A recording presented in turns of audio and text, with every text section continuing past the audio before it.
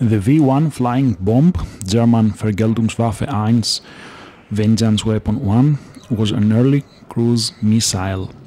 Its official Reich Aviation Ministry designation was FE-103. It was also known to the Allies as the buzz bomb or doodlebug. The V-1 was the first of the Vergeltungswaffen V weapons deployed for the terror bombing of London. It was developed at the Peenemünde Army Research Center in 1939 by the Luftwaffe at the beginning of the Second World War, and during initial development was known by the codename Cherry Stone. Due to its limited range, the thousands of V-1 missiles launched into England were fired from launch facilities along the French and Dutch coasts. The V-1 was designed under the codename Kirschkern or Cherrystone by Lusser and Goslau, with a fuselage constructed mainly of welded sheet steel and wings built of plywood.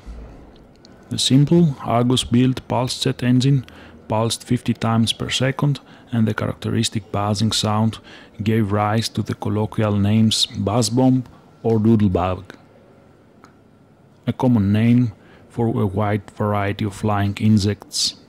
The Fieseler FE-103R, codenamed Reichenberg, was a German manned version of the V-1 flying bomb. It was developed towards the end of the Second World War, and although it never entered service, was intended to be used as a human-guided bomb in likely suicidal attacks against the advancing Allies. The FE-103R started development in 1944, at a time when Germany was anticipating a major naval landing by the Allies in Western Europe.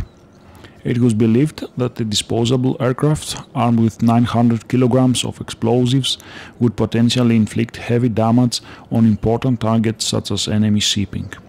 However, these attacks would have very likely involved the death of the pilot, who was expected to exit the aircraft and parachute away mere moments before the aircraft's impact.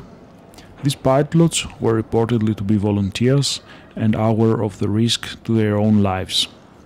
The Leonidas Squadron, V-Gruppe of the Luftwaffe's Kampfgeschwader 200, was established in early 1944 to conduct these attacks.